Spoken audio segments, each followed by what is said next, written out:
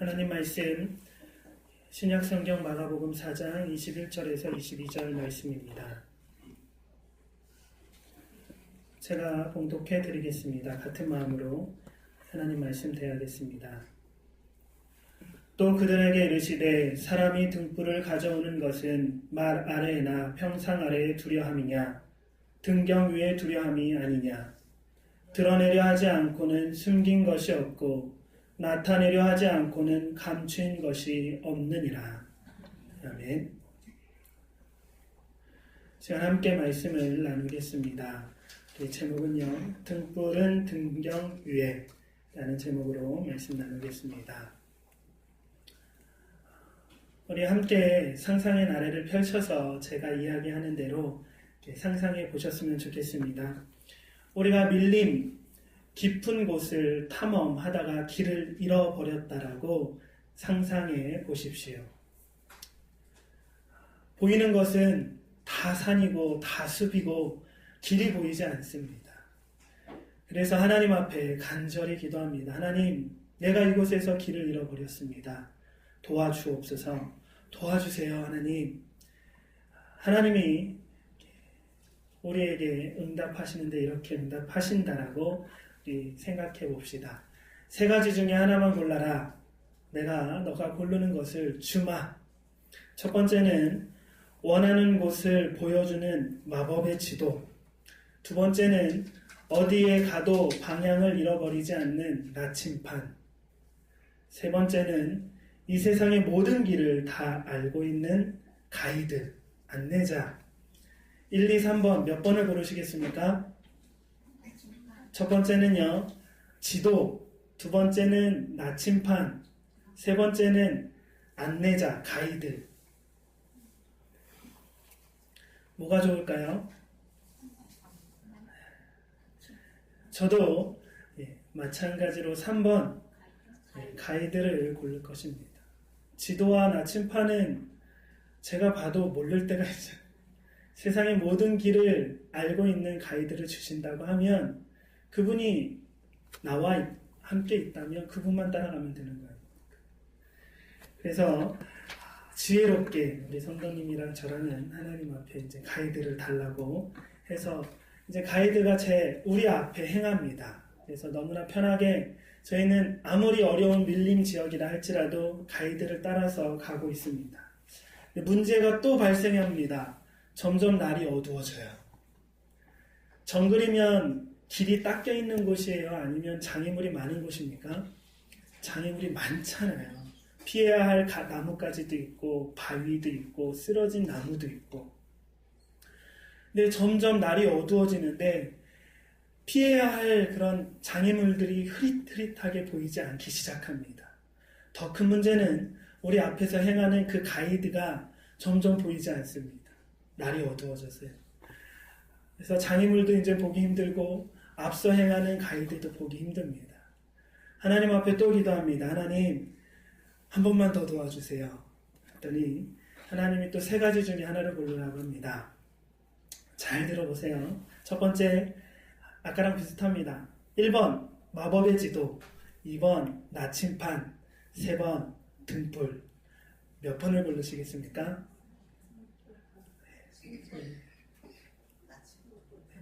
지도, 나침반, 등불. 지금 어둡습니다. 뭐가 필요합니까?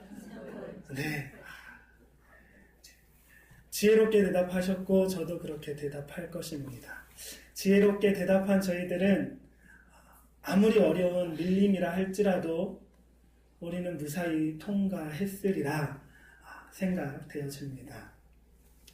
자꾸 어두워지고 장애물이 보이지 않고 내 앞서 행하는 그 가이드가 보이지 않을 때 우리에게 필요한 건 등불입니다. 그런데 이 이야기가 그냥 허구이지만 정말 우리에게 필요한 이야기입니다. 우리가 이 세상에 살아가고 한 영혼으로서 살아가는 것. 우리 성도님 각자 내 안에 영혼이 있다라는 것 믿으십니까? 그냥 눈에 보이는 육체가 아닌 정말 하나님이 우리 안에 불어넣어주신 영혼이 있음을 믿으십니까? 또는 우리가 육체로서 살아가는 것도 힘들지만 우리의 영혼이 가는 것도 정말 헤어나올 수 없는 밀림을 걸어가는 것과 같습니다. 그런데요, 우리에게 정말 좋은 한 가지가 있습니다. 정말 중요한 복음이 있습니다. 기쁜 소식. 그것은 바로 이 세상의 모든 길을 다 알고 계시는 그런 가이드 대신 예수 그리스도가 우리에게 오셨다라는 사실입니다. 저와 사랑하는 성도님은 그 예수 그리스도를 만나서 우리는 그분만 따라가면 길을 잃어버릴 일이 없습니다. 그런데 문제는 이 세상은 정말 험난한 밀림이지만 더 큰 문제는 어둡다라는 것입니다. 우리를 넘어뜨리고 우리를 끄집어 내리는 그런 장애물들이 너무 많은데 어두워서 그것을 못 보게 합니다. 더욱이는 우리의 안내자 되시고 우리의 목자 되시는 그 예수님도 희미하게 만들고 더러는 보이지 않게 만들 어두움에 우리는 살아가고 있습니다. 그러니 우리에게 필요한 것은 뭐가 또 있습니까? 등불이 필요합니다. 이 등불은 바로 말씀의 등불입니다. 말씀의 등불이 있을 때 우리는 우리의 목자 되신 예수님을 볼 수 있습니다. 이거는 분명한 사실입니다. 말씀의 등불이 없이는 예수님을 볼 수 없습니다. 말씀의 등불을 켜야 우리는 그 등불로 말미암아 우리와 함께 하시고 우리의 구원자 되시고 우리의 목자 되신 예수님을 볼 수 있습니다. 그리고 우리를 넘어뜨리려 하는 장애물들도 피할 수 있습니다. 오늘 본문 말씀은 먼저 마가복음 4장의 맥락에서 함께 살펴보아야 합니다. 예수님께서는 제자들에게 또 많은 무리들에게 비유로 많이 말씀하셨어요. 비유로 말씀하실 때마다 예수님이 빠뜨리지 않고 덧붙여서 하시는 말씀이 있습니다. 들을 게 있는 자는 들을지어다. 비유로 말씀하시면서 항상 이 말을 하십니다. 들을 게 있는 자가 들으라는 말이에요. 그래서 이 비유의 말씀을 다 마친 후에 이제 12명의 사도, 12명의 제자가 따로 예수님과 있을 때 항상 물어보잖아요. 아까 했던 그 비유가 뭡니까 예수님? 왜 예수님은 자꾸 비유로 말씀하십니까? 했더니 마가복음 4장 오늘 본문 말씀에 이렇게 얘기합니다. 내가 택한 나의 사람들에게는 내 이 천국 복음의 비밀을 알려주겠지만 그러지 않는 사람에게는 내가 감추기 위해서 비밀로 이야기한다. 들을 게 있는 자는 들어라. 그러면서 그거를 설명하면서 오늘 등경 비유를 하고 계시는 거예요. 등불을 가져다가 말 아래 두고 침상 아래 두려는 사람이 있느냐? 이 등불을 등경 위에 둬서 그 집안과 들어오는 사람들을 비추려 함이 아니냐? 지금은 내가 감추고 있지만 그것이 드러날 때가 있을 것이다. 드러내려 하지 않고 먼저 감추는 사람은 없다. 그러면서 예수님께서 하나님의 그 비밀, 또 하나님의 그 복음의 뜻이 너희들에게 밝히 드러날 때가 있음을 말씀해 주고 계십니다. 예수님의 삶, 예수님의 사역, 예수님의 십자가 사건, 정말 그것이 정말 밝히 드러내기 이전에는 제자들도 예수님의 삶을 제대로 이해 못했고요. 예수님의 말씀도 제대로 이해 못했습니다. 예수님의 십자가의 사건도 가고자 했을 때 이해 못했습니다. 그러니 베드로가 반기를 들었고 그러니 12명이 다 도망가지 않았습니까? 그럼에도 불구하고 그 십자가의 복음이 일어나고 부활이 일어나고 승천하신 후에 제자들에게 성령이 왔을 때 제자들은 예수님의 그 사역과 삶과 예수님의 십자가를 인해서 하나님의 그 구원의 계획과 뜻을 밝히 보게 되었던 것입니다. 오늘 마가복음 4장의 이 흐름에서 등불, 드러내야 할 등불, 말 아래 두지 않고 침상 아래 두지 않고 드러내야 할 이 등불은 바로 예수님 자신이십니다. 예수님 자신이 드러나고 예수님의 사역이 드러나고 예수님의 삶이 드러날 것을 오늘 비유를 통해서 말씀하고 계신 것입니다. 그러나 또 하나 이렇게 해석할 수 있습니다. 이 등불은 바로 말씀의 등불입니다. 왜 이렇게 해석할 수 있냐면 우리에게 말씀을 통해 예수님 자신과 예수님의 삶과 예수님의 사역과 십자가 부활, 승천의 그 복음이 우리에게 전해졌기 때문입니다. 요한복음 1장은 이렇게 시작합니다. 말씀이 곧 누구이심을 밝히면서 시작합니까? 예수님이심을 밝히면서 시작하고 있습니다. 1장 전체가 그 말입니다. 그러니 등불은 1차적으로는 예수님이시고 또 2차적으로는 우리에게 적용할 때는 말씀의 등불로 적용해 볼 수 있습니다. 오늘 개역개정에서 번역하고 있는 말이라는 뜻은요, 그릇을 나타냅니다. 그래서 등불을 끌 때 어르신들이 어떻게 하죠? 그릇 같은 걸로 이렇게 덮어둬서 이제 공기가 통하지 않게 끄고 사용하지 않을 때는 이렇게 덮어두는 그런 이스라엘의 풍습에 이런 그릇 같은 걸로 등불을 덮어뒀던 거예요. 그리고 오늘 본문 말씀에 평상은 사람이 누워 자는 침상을 이야기합니다. 그래서 좀 쉽게 번역된 번역본들은 다 그렇게 쉽게 번역해 놨는데요. 공동 번역은 이렇게 번역했더라고요. 같이 한번 읽어보겠습니다. 시작. 등불을 가져다가 갯박 아래나 침상 밑에 두는 사람이 어디 있겠느냐? 누구나 등경 위에 얹어놓지 않겠느냐? 또 다른 현대형 성경이나 시온 성경은 갯박이 아니고 그릇으로 비슷한 거잖아요.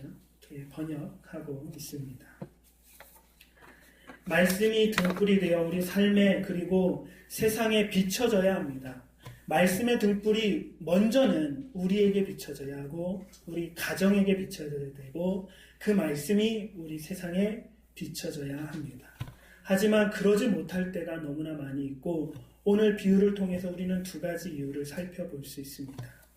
먼저는 그릇이 그 등불을 덮어 가리기 때문에 그 등불이 비춰지지 않습니다. 등불이 비춰져야 되는데 뭐가 덮고 있어요? 그릇. 오늘 번역에는 갯박이 덮고 있는 거예요. 예를 들어 보겠습니다. 한 성도님이 예배를 드리고 설교를 듣고 너무나 큰 은혜를 받았습니다. 가슴이 뜨거워졌습니다. 그리고 그 말씀으로 정말 다짐하고 기도하고 교회에 나갔습니다. 그날 그 주일날 한 성도님이 받은 말씀은 야고보서 2장 8절의 말씀입니다. 우리 같이 한번 읽어보겠습니다. 너희가 만일 성경에 기록된 대로 내 이웃 사랑하기를 내 몸과 같이 하라 하신 최고의 법을 지키면 잘하는 것이거니와.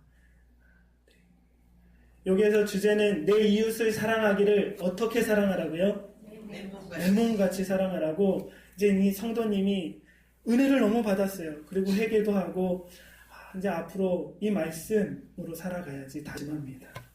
그리고 집으로 돌아가서 일주일을 살아가다 보니까 가족 간에 자꾸 불화가 있습니다. 이웃 간에 자꾸 트러블이 생깁니다. 분쟁이 일어납니다.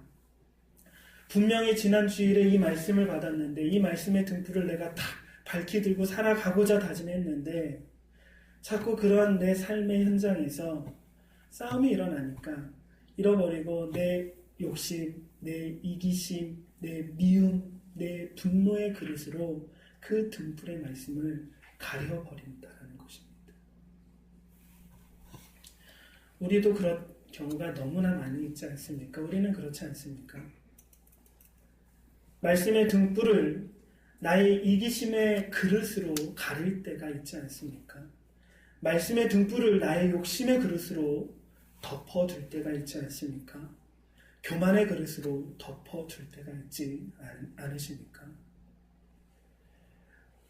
제가 신학생 때 친구들과 함께 차를 타고 이제 학교에 등하교를 할 때가 있었습니다. 등교를 하다가 시간이 빠듯해지잖아요. 그러면 어떻게 합니까? 사람이 시간이 촉박하니까 밟습니다. 이제 자동차를 밟아요. 자동차 안에서 달려가듯이 그렇게 신호 위반도 하고요. 가속도 하고요. 그러면서 이제 제 친구가 하는 행동이 있습니다. 백밀러에 항상 대롱대롱 달려있던 십자가 목걸이를 위로 올립니다. 이렇게. 자, 어떻게 보면 아무것도 아닌 걸 수 있지만 그러한 일들이 우리 삶에 너무나 많이 있습니다. 분명히 하나님의 말씀대로 살아가고자 하고 하나님의 등불을 내가 들었는데 살다 보면 그 등불을 내가 꺼버립니다. 그 등불을 내가 가려버립니다. 또 이런 말씀을 우리가 봤습니다. 시편 2편 7절 끝에 하반절에 이렇게 우리에게 선포하십니다. 너는 내 아들이라 오늘 내가 너를 낳았도다. 너는 내 딸이라 오늘 내가 너를 낳았도다. 이 말씀을 우리가 들을 때 이 말씀의 등불이 우리 심령에 비춰질 때 우리는 너무나 따뜻합니다. 너무나 큰 은혜를 받고 너무나 큰 위로를 받습니다. 이 말씀의 등불이 내 심령에 충만히 비춰질 때 우리는 너무나 좋습니다. 그런데 이 말씀을 들고 다시 집으로 돌아가서 살다 보면 어떻게 됩니까? 슬픔의 그릇이 곧 그 말씀의 등불을 가릴 때가 있습니다. 좌절의 그릇이 그것을 가려버립니다. 절망의 그릇이 그것을 가려버립니다. 하나님께서 우리를 향해 분명히 말씀해 주시고 그 말씀의 등불을 우리에게 충분히 비춰주시는데 그 말씀의 등불이 우리의 삶 속에 계속 비춰지지 않는다면 우리는 내 자신을 뒤돌아봐야 합니다. 뭘 뒤돌아보냐면 혹 내가 나의 감정의 그릇으로 그 말씀의 등불을 가리고 있지는 않은지 내 잘못된 제약으로 그 말씀의 등불을 또 가리지는 않았는지 우리는 뒤돌아보아야 할 것입니다.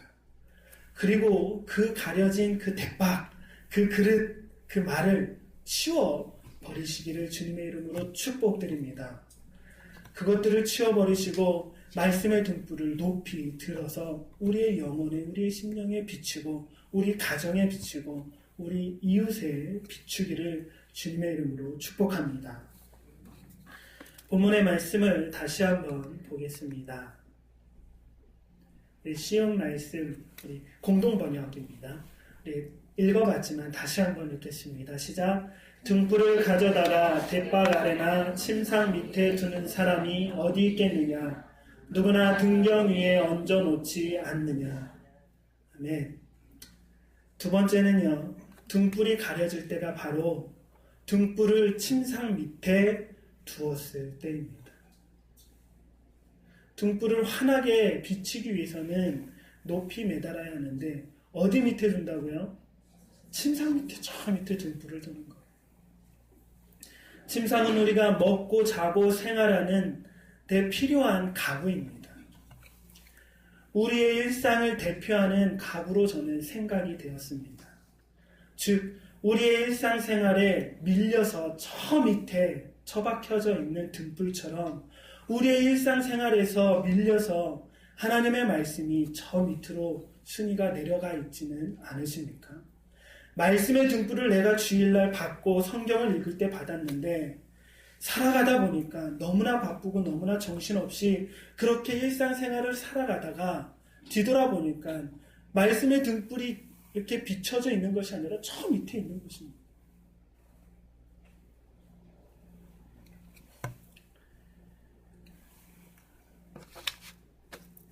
우리가 말씀을 너무나 잘 알고 있습니다. 말씀의 은혜도 받았고 말씀으로 다짐했습니다. 그런데요, 솔직히 우리의 모습을 뒤돌아보면 그 말씀의 등불이 우리 삶의 항상 우선순위가 아니었습니다. 언제나 내 직장이 내 삶의 일이었습니다. 언제나 내 사업이 내 삶의 일이었습니다. 내 가정 살림이 일이었고 내 자녀가 내 삶의 일이었습니다. 내 자녀의 교육이 일이었습니다. 하나님은 우리를 통해 말씀의 그 등불이 높이 들려서 우리에게도 비춰지고 우리 가정에게도 비춰지고 세상에 비춰지길 원하는데 우리는 우리 일상생활을 1위로 여기고 그 말씀의 등불을 침상 밑에 처박아 둔다는 것입니다. 병실에서 신방을 하다 보면 예배를 권하다 보면 이렇게 말하시는 분들이 더러 계십니다. 많지 않지만 더러 계십니다. 우리를 뒤돌아보고자 말씀드립니다. 이렇게 말씀하십니다. 예배보다 운 중요합니다. 내가 병원에 재활치료 받으러 왔지 예배드리러 온 것 아닙니다. 여기서 열심히 운동하고 치료해서 퇴원해서 집에 가면 본교에 가서 예배드리겠습니다. 우리가 이곳에 재활, 훈련하며 운동하는 것 정말 중요합니다. 이것이 우리 사랑하는 저희들, 우리 성도님의 오늘의 일상입니다. 재활치료 받는 것, 운동하시는 것, 우리의 일상입니다. 그러나 분명히 말씀드립니다. 우리는 말씀을 붙들고 하나님을 의지하고 하나님을 목자 삼아서 우리의 일상을 살아가야 되는 사람들입니다. 그 말씀이 우리의 삶을 다스리고 그 말씀이 우리의 삶을 인도하게 해야 되는 줄 믿습니다. 시간적으로 보면 분명히 일주일에 몇 시간뿐이 예배 드리는 시간이 없습니다. 운동하는 시간이 더 많습니다. 그럼에도 불구하고 우리의 심령의 우선순위는 그 예배 말씀을 두어야 될 줄 믿습니다. 그 말씀을 붙들고 하나님의 그 뜻을 가지고 소망을 붙들고 우리의 일상생활을 살아가야 하는 것입니다. 저희들이 11조를 드리는 고백이 무엇입니까? 9는 내가 쓰고 1은 하나님 앞에 드립니다. 그 고백이 뭐예요? 9는 내 거고 1은 하나님 거라는 고백이 아닙니다. 하나님이 주신 이 100%는 다 하나님의 은혜요 하나님의 것입니다. 그 고백으로 11조를 드리는 거예요. 하나님이 그냥 1만 그 고백으로 나 주면 9는 내가 다시 너 줄게. 너가 생활하고 너가 살아가. 이게 11조의 정확한 고백입니다. 시간도 마찬가지인 것 같습니다. 일주일 내내 저희가 예배 드리는 건 아니잖아요. 일주일에 한 번, 아니 수요 예배까지 참석하신다면 이곳에서는 일주일에 2번 예배 드립니다. 근데 그것도 참석 안 하신다면 11조 안 하는 거잖아요. 그런데 우리가 일주일에 2시간 예배 드리는 것이 짧을 수 있지만 그것의 고백은 그겁니다. 하나님, 내 삶의 일주일은 다 하나님의 은혜로 된 것입니다. 내가 이곳에 와서 운동할 수 있는 것, 재활치료 받는 것, 의사 선생님을 만난 것, 간호 선생님을 만난 것, 간병 선생님을 만나서 치유받고 있는 모든 것이 다 하나님의 인도하심입니다. 하나님은 우리에게 열심히 살아가라고, 일상을 살아가라고 우리에게 6일의 시간을 주신 것입니다. 그러니 11조 드리는 마음으로 주일 예배 참석해야 되지 않겠습니까? 더 같은 마음으로 수요 예배 참석해야 되지 않겠습니까?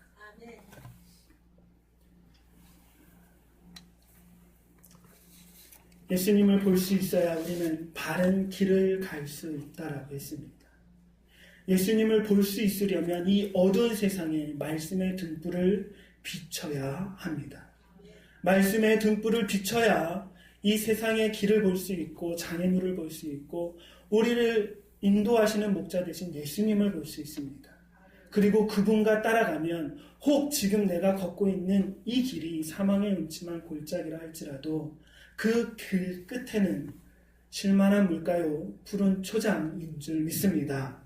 우리가 가는 이 길 끝에는 천국인 줄 믿습니다. 이 시간 우리 모두가 성령님으로 성령님의 도우심을 구하며 결단했으면 좋겠습니다. 내가 그 등불을 가리고 있었던 그릇들, 말씀의 등불을 가리고 있었던 그릇들이 있다면 그것들을 치우게 해 주옵소서. 하나님, 내가 그 그릇들을 치우겠습니다. 이제부터 우리 일상 그 침상 아래 등불이 있었다면, 내 삶의 우선순위가 하나님의 말씀이 아니었다면 다시 한번 그 침상 밑에 있었던 말씀의 등불을 끄집어 올려서 등경에 올려놓겠다라고, 내 심령에 그 말씀의 등불을 비추겠다고, 내 삶에, 내 이웃에게, 내 가족에게 그 말씀의 등불을 비추겠노라고 결단하셨으면 좋겠습니다. 이 결단은요, 말씀을 전하는 저도 한순간에 할 수 있는 결단이 아닙니다. 아니, 결단했다고 해도 180도 그냥 바뀌는 것이 아닙니다. 분명 우리 안에는 이기심과 욕심과 교만과 슬픔과 좌절 등의 감정의 그릇들이 여전히 남아 있습니다. 천국에 가기까지 아직 그러한 제약들은 우리 안에 가득합니다. 그러니 그것들이 날마다 우리 안에 비춰진 그 말씀의 등불을 덮으려고 시시탐탐 노리고 있습니다. 또한 일상생활의 그 힘겨운 매일같이 이루어지는 그러한 우리의 삶이, 정신없는 삶이 우리의 말씀의 등불을 언제나 끄집어내리려고 합니다. 그러니 우리가 오늘 그냥 이 시간에 결단했다라고 이루어지는 것이 결코 아닙니다. 아까도 말씀드렸지만 생각해 봅시다. 처음에 제자들은 예수님의 말씀 이해 못했습니다. 예수님의 사역도 이해 못했고 예수님의 삶도 이해 못했습니다. 그러나 그 십자가의 사건을 경험하고 부활하신 예수님을 만나고 승천하신 예수님께서 그들에게 성령을 내려주셨을 때에 성령으로 말미암아 예수님의 그 모든 사역과 삶과 십자가의 복음이 12 제자들에게 정말 밝히 드러나지 않았습니까? 그처럼 우리는 성령님이 아니고서는 말씀의 등불을 우리 삶에 매일처럼 드러낼 수 없습니다. 성령님의 그 역사하심, 성령님의 그 일하심은 우리가 기도할 때 많이 일어납니다. 성령님은 늘 언제나 우리와 함께 하시지만 우리가 기도할 때에 성령님이 더 많이 힘 주시고 위로해 주시고 능력을 베풀어 주시는 것 같습니다. 그러니 우리는 오늘의 말씀을 듣고 결단, 그냥 내가 이제부터 말씀의 등불을 들어야지로 끝나서는 안 됩니다. 매일처럼 기도해야 합니다.